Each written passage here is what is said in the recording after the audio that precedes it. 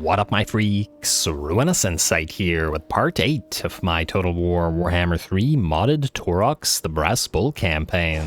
So as we saw last time, our bullying turned to the Beastmen themselves, the bullying the bullies, the bullies bullying the bullies, rather, as Khazrak acquired his Dark Mail. Not the strongest of items, but nonetheless it was a very fun quest to do. Khazrak is also healed up, and I think pretty much everybody is in pretty good place in terms of their army, though I guess Taurox does need one more of those Gorbles. We have at least started to acquire them. The various Minotaurs are hitting pretty darn hard now at 212 weapon strength, as 3 of the units that we have added to this army so far have that unsated bloodthirst, which is quite nice. Oh wait, or is it 4? Actually, it's 4 that have that. Well, it's all very nice is what I'm getting at. One more Gorble with that, or possibly one more with regeneration. Anyway, what we gotta do this time is, I guess, move everybody, and everybody has been saying they want to see a debut of Malagor's new, very flying-focused army, so I guess we'll start with him this time around. Varen, what do we have in terms of defenses here? Doesn't look like it's much, but nonetheless, get into Ruination stance, and you can indeed reach it. Do we need to level you? Probably not. And, oh, wait, what do we have here? It's RAKARTH himself, okay. This may be a problem. Okay, wait. Besiege this. I would like to see what's in this army. Ugh. 2 feral stags, a feral carno, a war hydra. Not a very good matchup for the harpies, if nothing else. Some mobs of manticores could, in theory, bring down these individual units, but it's definitely going to be iffy. Plus, RAKARTH has the debuffs for monstrous units, so that'll affect all of our manticores at the very least. Valiant defeat and casualties high. Oh my. Man, do we do this? Can we win this? Is RAKARTH on Brachus? Yes, he is on Brachus. Okay, so and that's a black dragon we'll have to deal with. And they've got their own manticore. Alright, no, we're gonna have to prepare for this. This is not going to fly. Ha ha ha ha. Okay, let's see, we get 2 points available, and I guess for this we're gonna go for Hardened Pelts. So let's get Dreads and Charms and Hardened Pelts for that extra little bit of armor for the Harpies. It's not much, but it'll make them very slightly more damage resistant to at least some things, though to be fair, a lot of the Dark Elven units are armor piercing anyway. Our Gorble friend here has Primal Instinct, so we're gonna get that for you. And, alright, maybe we'll need a few items. What do we have here? Oh, right, we have the Pigeon Plucker Pendant on you, Sir Malagor. Malagor is by far the most fragile of the Beastmen Lords. He really shouldn't be fighting in melee in general. He has the Iron Curse icon. Okay, here's what we can do. I believe, where is it? Let's see, there's a Featherfoot Torque on our Gorble. We'll put that on you, sir. Melee defense -15 and armor -15, plus the Pigeon Plucker Pendant, even more debuffs for, well, aerial superiority with Malagor at least, since he will probably not do so well on the ground. Probably a few items here we could delete and turn into other items. A Jagged Dagger Power Recharge, we got a couple of Scrolls of Shielding, which I don't really care for, Fuse.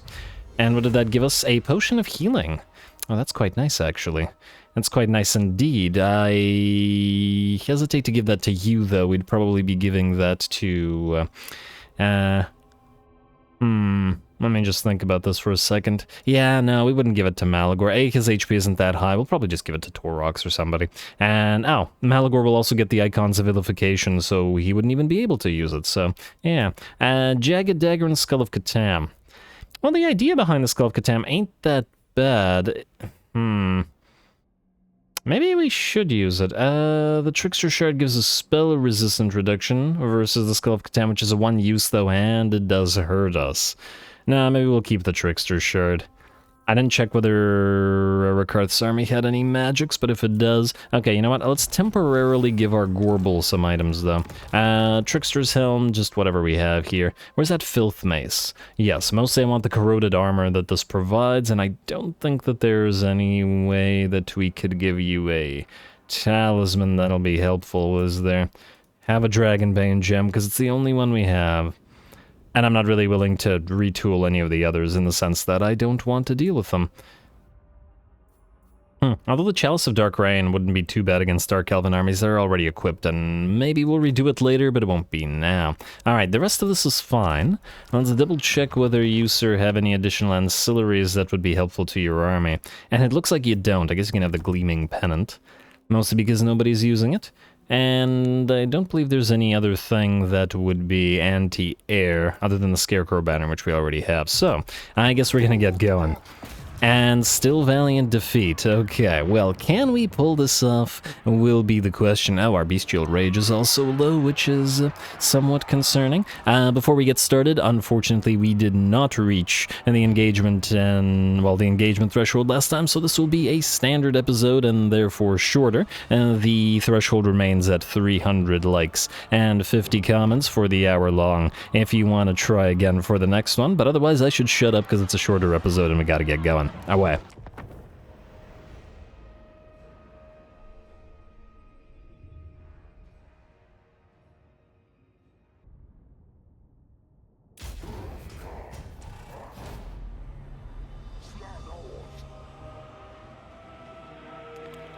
Alrighty, here we go. Let's see if we can pull this one off, or I should say bull this one off, ha ha ha. The enemy army is going to be pretty problematic for us. Now, if it was just RAKARTH's army alone, maybe a little bit less so, but there's a decent amount of enemy units available from the garrison that will bolster all those monsters with some nice meat shield. We'll see. We're gonna move in and start off with a Flock of Doom on the enemy. On the biggest blob of enemies that we can find. It's not going to do anything crazy, probably rip about 15% HP off the infantry units and do no real damage to the monsters, but this is the best way to annoy the enemy army. Now obviously this army, our army, cannot hit the enemy army or cannot strike at the enemy army directly, so we're going to have to wait and draw them out and at the same time try to separate, divide and conquer, destroy individual isolated units. We've set this up so that we have our harpies and our various manticores sort of set up in a half circle, waiting to see how the enemy will react, while most of our melee units, our ground melee units I should say, I guess we're all melee units here, specifically the giant, the 2 units of Razor Gores and Karak Stoneheart, our Gore Bull, they're going to wait in this little tiny copse of trees. There's a little bit of impassable terrain here and a little bit of high ground advantage, and the trees will hopefully reduce the effectiveness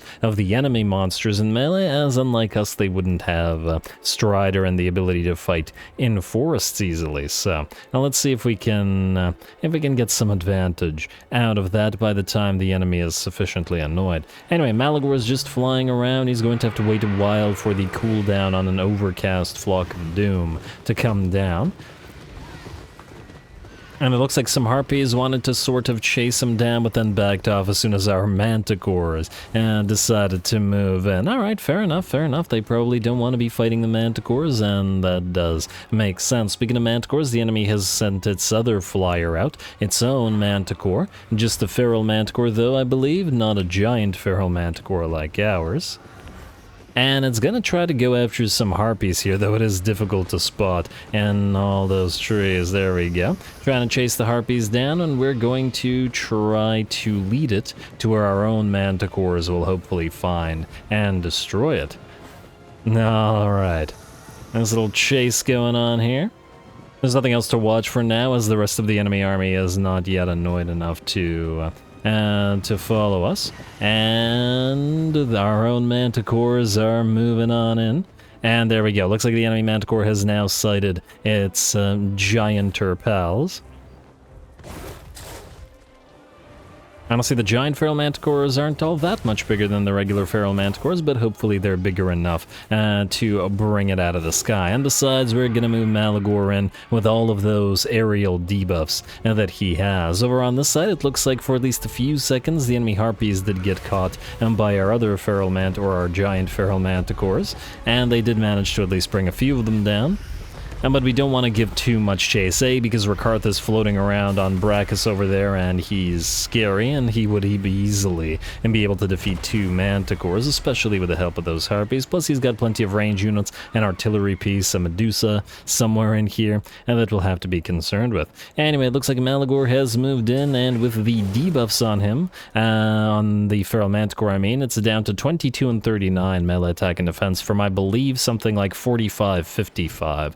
So, nearly halved in terms of its capabilities, and our manticores will... Oh, sorry about the camera work.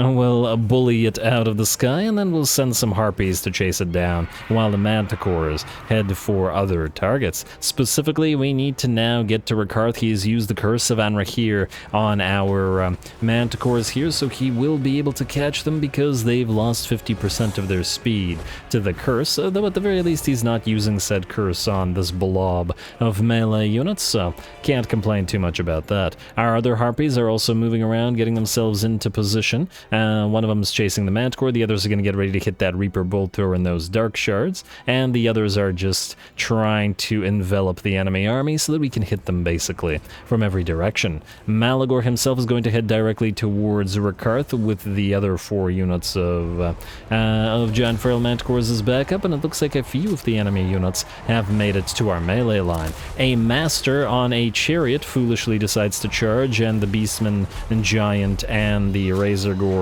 and the Gorbull should be able to take him out, and even the enemy Feral Carnosaur. In fact, the Master is done and the Carnosaur will follow suit shortly. And down here it looks like the enemy Dark Shards have been destroyed by our Harpies, and we're going to get them the heck out of there rather than fighting those Feral Cold Ones. Well, over here the enemy artillery crew is getting ripped apart by the other Harpies as well. Should have at least kept a couple units guarding those and bombarded our position instead. RAKARTH continuing to fight against Malagor and 2 of his Feral Manticores, and doing reasonably well, bringing Malagor to about half of his HP.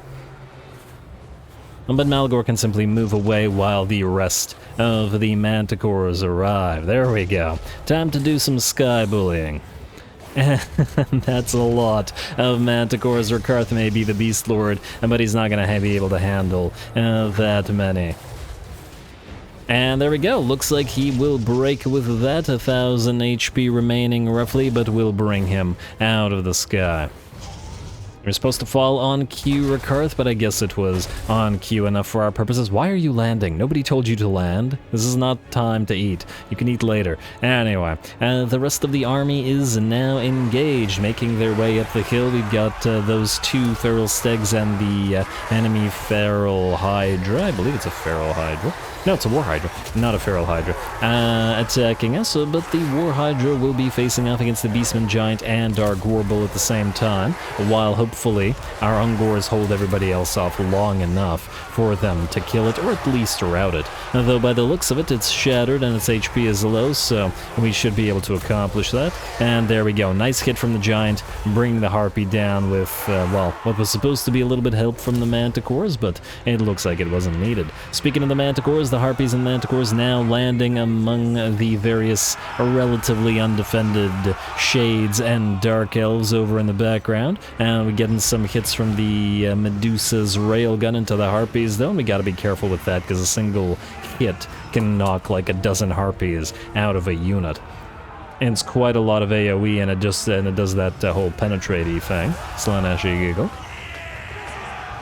But obviously we don't want that. And now in terms of how we're doing, about 70%, maybe 65% bounce power in our favor. Still a fair few units fighting, and now Murderous Prowess has activated. So the units that are not routing will be fighting all the harder. Although we have managed to knock a fair few of their elite units down. We're still managing to hold the high ground here, and our Manticores and Flyers are doing great work in the background, and without RAKARTH to keep everybody in line, and the enemy army is a lot weaker.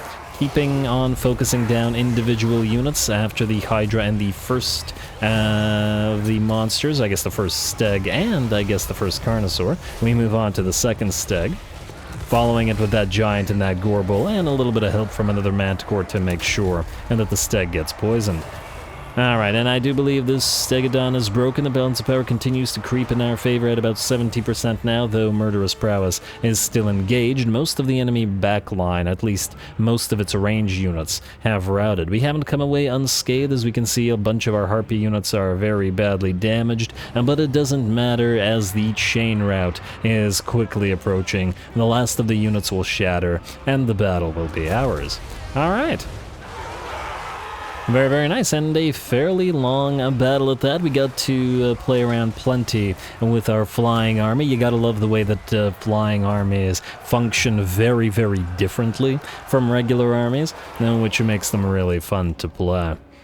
Too bad we won't be able to get, like, Cathayan flying units and stuff like that, just to get some flying artillery, but that's okay. Flying armies are always fun to play regardless of what their composition really is, and we'll see if we can't get into some Doom Knights, maybe a Lord of Change if we can, and we shall see. Anyway.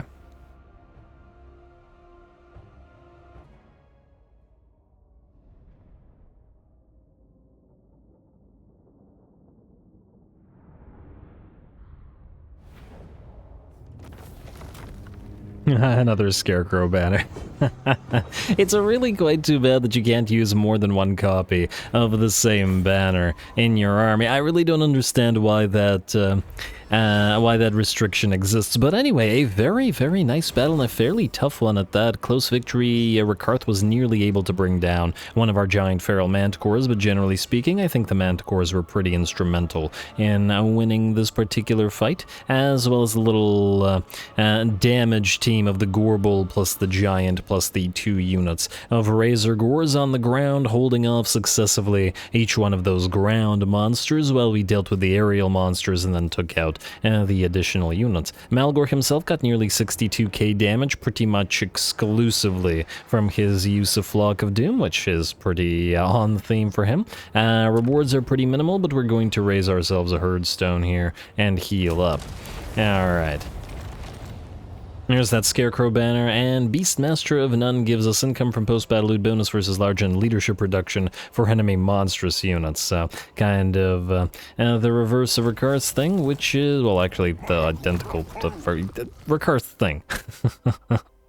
Alright, and that'll, I guess, stack even more with the enemy leadership reduction that we get from Crowfather and Something Wicked this way comes. Now, we also have to keep in mind that Malagor's army is, at the current time, still in its weaker form, as he doesn't have his level 12, though on the other hand, his level 12 is probably the weakest of the ones. It doesn't actually provide any massive buffs, and funnily enough, despite being an aerial lord, he doesn't actually buff his air units directly, so, or at least he doesn't buff his manticores, and the Harpy buffs are generally fairly minimal. Fear on the Harpies themselves, it's okay, but it's pretty much useless against high-tier units because most of them will have fear of some sort, and by that time, enemy control reduction, kinda useless. Malagor gets terror, it's fine.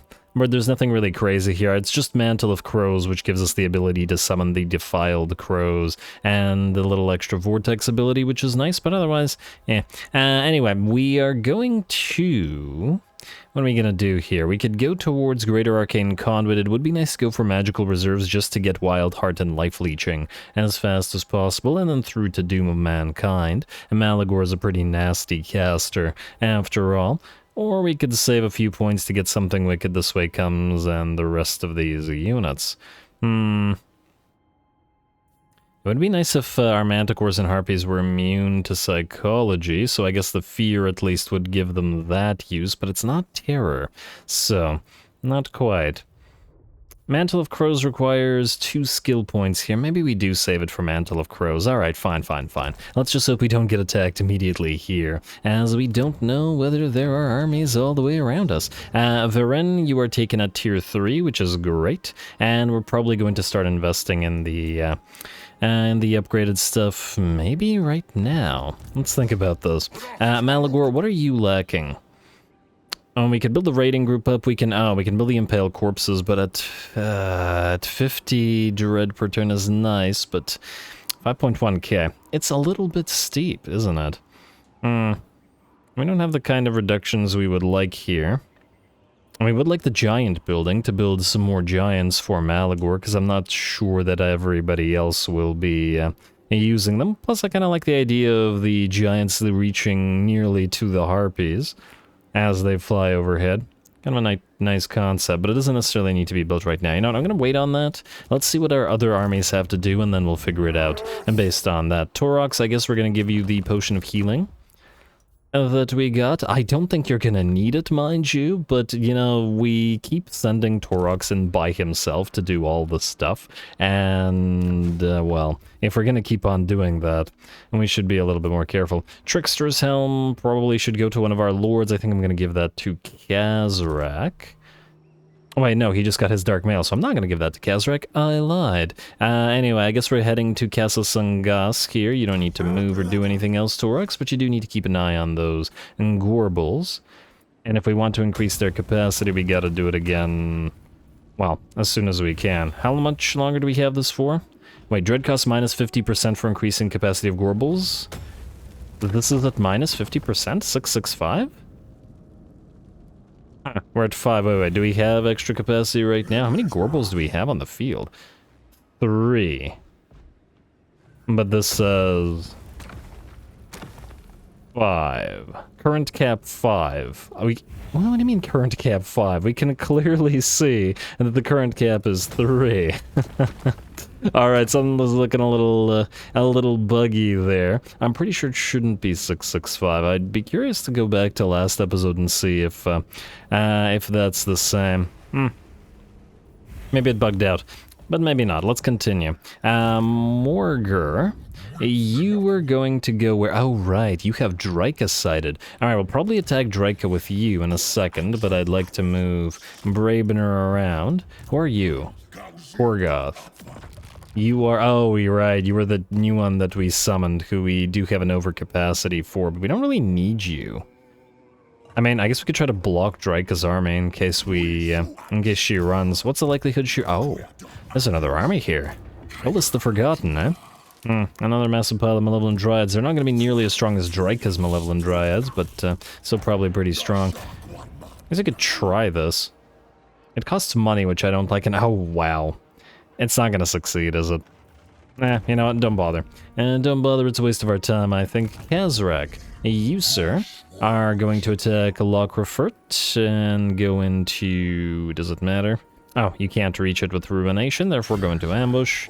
Standard stance and attack. Hey, it's Boris. Oh, fantastic. Well, let's see what we have here. I mean, they've got some defenses. Nothing crazy, but I think worth our time to fight, and in fact, the casualties medium Pyrrhic victory, plus we gotta fight Boris, and with Kazrak, it's the only way. Let's level him up and let's get into it. This one I'm 100% sure of. Now, Kazrak, you have another point in Handmaster that you can get. You have Feral Fervor, ooh, Fueled by Blood ain't bad either, for the entire army. The only thing Houndmaster gives us right now is a single use of the Houndmaster ability, but it does summon a free Hounds of Pestilence. A free extra unit is probably better than anything else we can get for an extra point, so we'll do that. And then our new Shaman, let's pop your point into Wissen's Wild Form, we'll max that out for the Hounds. Time for these guys to settle their rivalry once and for all. I don't think that Kazrak in his current state could actually defeat Boris in a one-on-one, but hey, let's at least hope we steal his item. Plus Kaz is obviously on the chariot, which is somewhat problematic, but anyway, should be a nice fight. Away we go again.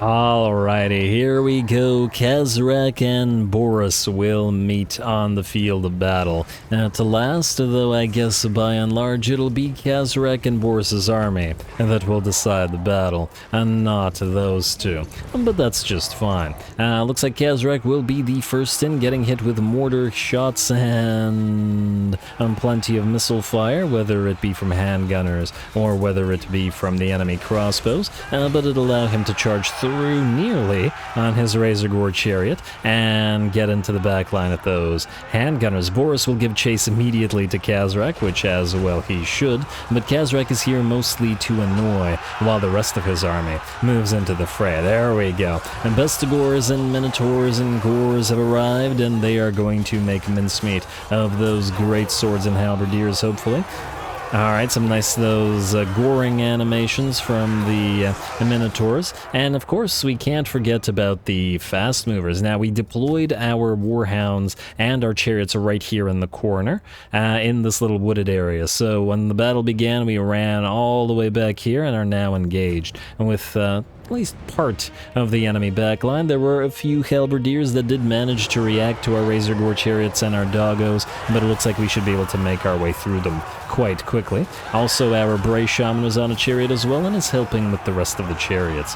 The doggos are just running around in the woods as they do, and are going to charge forward to make sure that the enemy handgunners and crossbows are all engaged with doggos. They will do no damage to said doggos, and it looks like the doggos will even get some air on them from the charges. Very nice. And now the enemy Imperial army is completely deprived of our range damage. Very nice. Kazrak, with a few of his Razor Gore pets, has charged into the back of the enemy greatswords and flagellants here, which are probably the biggest threat on the field, other than Boris himself. But otherwise, the battle is going quite well. The enemy flanks are collapsing, and while it did take something of a toll to our regular Gore herds, that's just fine. Eventually, they'll be replaced in this particular army with Bestigors, as that's Kazrak's thing, or at least one of Kazrak's things. Kazrak has many a thing. Though we will have a very much Gore-based army as well. And just on another lord. Haven't decided what it will look like yet, but, well, there's plenty more armies to play around with. Anyway, Kazrak has found Boris, though his army is completely collapsing in the background. It's always weird to watch a chariot lord fight a non-chariot lord, and Kazrak will call his Bestigor guard in to help. Is it needed? Maybe, maybe not, but, why risk Kazrak getting badly damaged? There we go, and there's that Houndmaster ability to summon those Hounds of Pestilence as well. It looks like the Houndmaster ability activates when a Lord is actually losing combat, so we gotta wait for Kazrak to take damage, and then he can summon those. I guess we didn't even really need the Bestigors. Otherwise, it looks like the rest of the enemy army will be completely overrun. Only the Flagellants, in fact one Flagellant remaining in here somewhere, unless it's already dead. No, it's still in there. Probably just getting knocked around by the Minotaurs and stuff. Oh, there it is. Alright, the battle won't end until you die, sir. Somebody get that thing. Alright, come on. The Bestigors swing away. Destroy the man-filth. And, oh, wow. Did he really get killed by the Ungor Raiders? Alright, I was not expecting that. All the melee units just ignored him. Maybe they thought that remaining Flagellant was so weak and pathetic looking and tiny and malnourished that they thought of him like an Ungor and didn't decide that he was worth their attention, and thus let the Ungors and destroy him or riddle him with arrows instead. Anyway, a close victory for us, mostly due, I think, to the damage due to the Gore units in our melee line, but otherwise, pretty fun fight.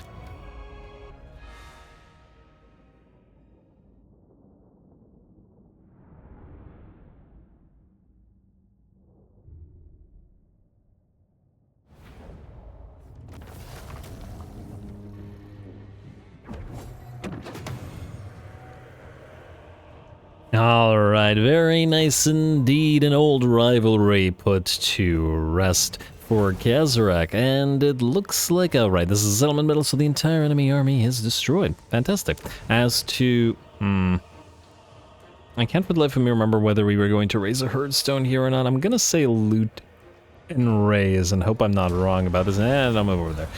Attrition plus 15% when under siege. Sure.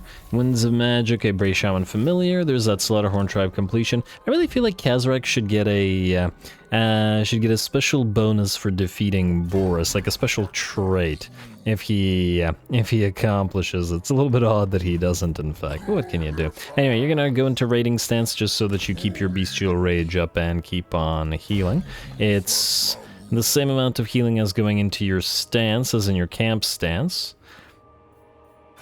But at the same time, it's more bestial rage. And we'll head to Kabelberg next. We'll have to figure out where we set up the next Herdstone. I'm thinking either Sith is here.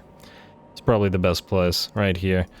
Oh, but then we go by Kabelberg. I mean, I guess we could go around it with the Morgar and stuff, but we'll have to figure it out. Anyway, let's see what else we got to do. First of all, okay, we're not going to delete you quite yet, Castle Sanglak, though we will later on. I would like to start building a few of the Herdstones now, mainly the Shamanic challenges ones. I was gonna take a look at those between the episodes, but I ended up just building all the upgrades. Although frankly, it's not like there's a lot of admin to be considering in this, so not a big deal either way.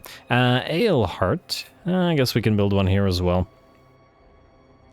Gotta get the dread gain from battles ones, and let's see, this is income from raising settlements, and this is income from post-battle loot. Oh man, which one do we get more of?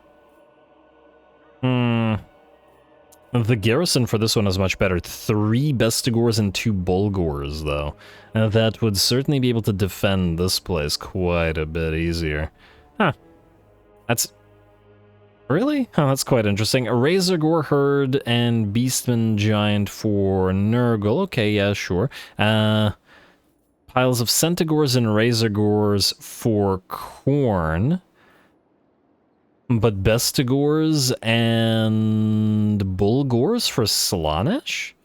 This doesn't seem right. Bestigors and Bulgors should probably be for Khorne. Instead, yeah, the Razorgores make you bleed, and the Centigores... No, but the Centigores feel more Slaanesh-y to me. 1, they're drunk all the time. 2, they're fast. And, well, the chariots, I guess, exist on both places. But yeah, Bulgors, Minotaurs are generally pretty favored by Khorne. I feel like this is the reverse of what it should be. But anyway, that doesn't really inform us as to what we upgrade. I'm thinking we build the Beastly Pandemonium here just because it's a better defensive garrison. Although we have to go to level 2 to get the good one. Not that the Razorgores and the Giants are a bad defensive garrison, and I think maybe the raising settlements might be stronger. Though it's hard to say.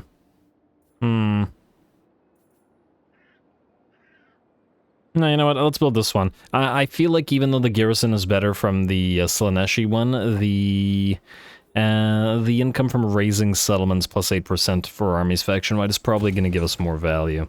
Because we raise pretty much every settlement we encounter. Anyway, either way, shamanic challenges for every single one, because we need as much as we can get. And yeah, let's get the Winds of Malady here as well. Just got to be careful with our cash, because it's going to drop very quickly at this rate. May as well build them here as well, and yeah, okay, fine. We're just gonna use up all of our cash. I don't know whether we'll keep Wiedebach or Talabaim, though. Or at the very least, I don't know whether we'll keep both. We probably will keep at least one of them. But we'll want to delete this little Skaven faction, and we don't know whether they'll get attacked, so we'll ignore it for now. You already have the Slaanesh one, funnily enough. And I guess we'll still build the Dread Income Shamanic challenges. Hopefully nobody attacks these, but, you know... It's bound to happen sooner or later. We already have one at Bokill, and Sahagun will build one here. Oh, you know what? No, we're not going to build one here. And this one's fairly likely to get destroyed while Malagor is busy down here, so he does not have another army to reinforce him, and that's it.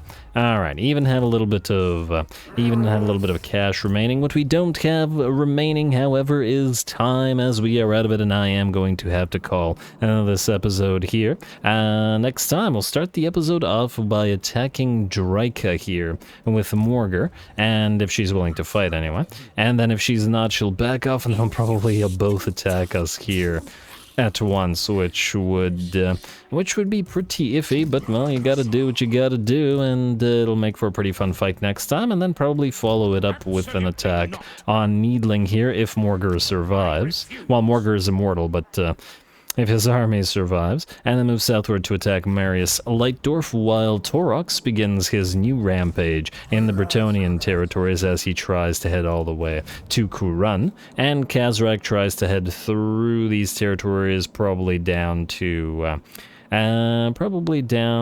through Draika's territories to Castle Drakenhof, something along those lines. Anyway, more Beastmen to come, so stay tuned. Don't forget to leave those likes and comments below, especially to Threshold. If you're into that sort of thing, all glory to the algorithm, and thanks for watching.